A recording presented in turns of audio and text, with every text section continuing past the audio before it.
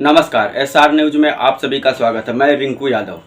मेरे देश में एक बहुत ही गंभीर बीमारी हो गई है जो कैंसर को भी मात दे रही है। वो बीमारी है वीवीआईपी बनना। यहाँ पर कोई वीवीआईपी है, यदि उसका दोस्त है या उसका रिश्तेदार है या 2 मिनट उससे बात कर लेता है तो वो भी अपने आप को वीवीआईपी की कैटेगरी में ही मानता है। और ये जो प्रचलन है वीवीआईपी का, ये इतना घातक होते जा रहा है देश के लिए कि इसका नतीजा आप लोगों ने 28 तारीख की रात में महाकुंभ प्रयागराज में आप लोगों ने देखा होगा कि किस प्रकार से वीवीआईपी को पास कराने के चक्कर में, वीवीआईपी को पहले जो है कि स्नान कराने के चक्कर में कितना बड़ा भगदड़ होता है।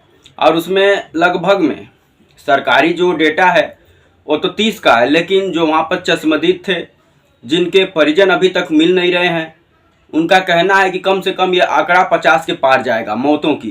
और जो घायल होने वाला जो आंकड़ा है वो भी कम से कम 200 से 250 300 तक जा सकता है।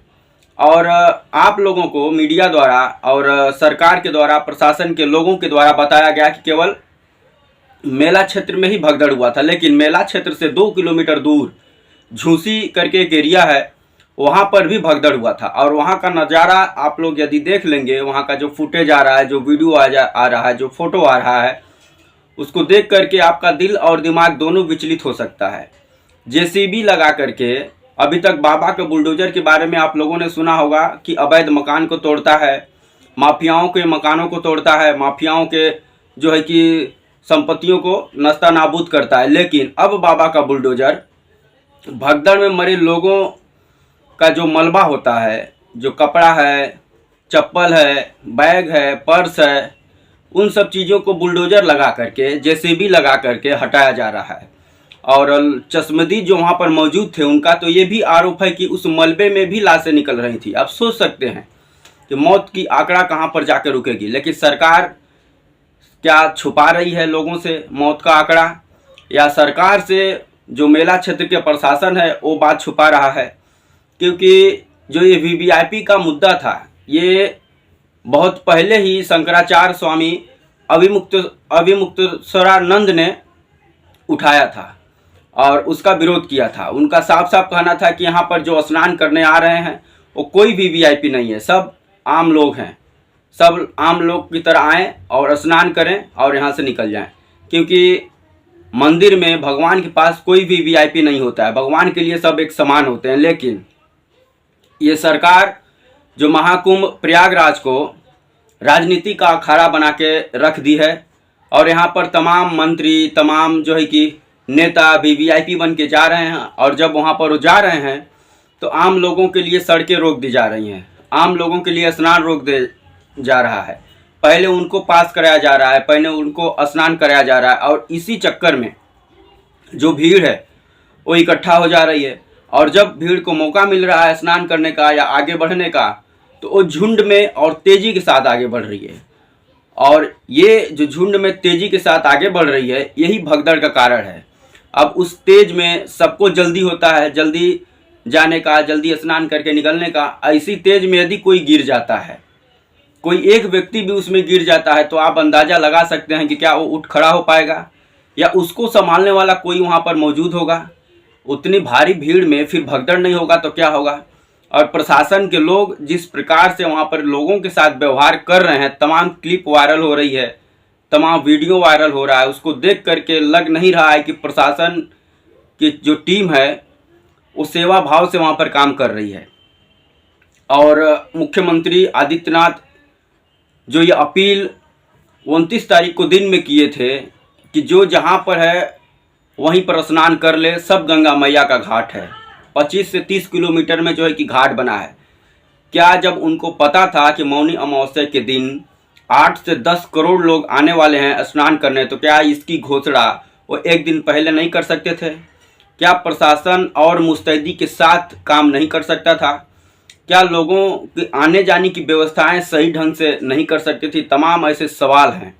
और सबसे बड़ा जो सवाल है, जिनके लोग अभी तक नहीं मिल रहे हैं, बहुत से लोग अभी जो है कि मिल ही नहीं रहे हैं, उनके परिजन ढूंढ रहे हैं कि वो कहाँ पर हैं, उनकी मृत्यु हो गई है या कहीं घायल अस्पताल में पड़े हैं या कहीं और हैं। अभी तक बहुत से ऐसी रिपोर्ट आ रही है निकल के मेला क्षेत्र से कि परिजन खोज रहे हैं लेकिन उनके स्वजन मिल नहीं रहे हैं।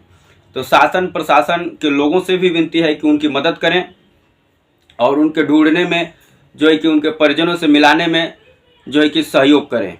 और उत्तर प्रदेश सरकार से भी विनती है कि मेला क्षेत्र में जितने प्रशासनिक लोग हैं उनको टाइट किया जाए और फोर्स बढ़ाई जाए। यदि उत्तर प्रदेश पुलिस इस भीड़ को कंट्रोल करने में असमर्थ है, इस जो है कि मेला क्षेत्र को सुरक्षा प्रदान नहीं कर पा रही है, तो उत्तर प्रदेश सरकार को सेना की मांग करनी चाहिए।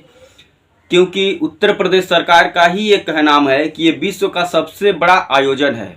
तो जब विश्व का सबसे बड़ा आयोजन है और उत्तर प्रदेश सरकार ये मान के चल रही है कि हर रोज़ 8 से 10 करोड़ लोग गंगा मैया में स्नान कर रहे हैं, तो जाहिर सी बात है कि जब विश्व का इतना बड़ा आयोजन हो रहा है तो इसको सुरक्षा भी प्रदान विश्व के हाई लेवल तरीके से देना चाहिए। क्योंकि इतने लोगों का भीड़ पुलिस वाले संभाल नहीं पा रहे हैं, दुर्घटनाएं हो गई हैं, लोगों के सामने आ चुका है और एक एक नहीं 2-2 दुर्घटनाएं हुई है। हालांकि मीडिया में प्रशासनिक तौर पर और उत्तर प्रदेश के मुख्यमंत्री के तौर पर मेला क्षेत्र में ही भगदड़ हुआ था, लेकिन मेला क्षेत्र से 2 किलोमीटर दूर झूसी में भी भगदड़ हुई थी और वहाँ पर भी मौत हुए थे, वहाँ पर भी लोग घायल हुए थे।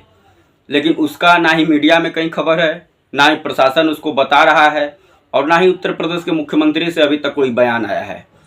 तो जो मौत का आंकड़ा है चश्मदीदों के जो है कि जुबानी ये है कि ये 50 को पार कर सकता है और घायलों की गिनती नहीं की जा सकती। तो आप सोच सकते हैं कि ये कितनी बड़ी दुर्घटना थी।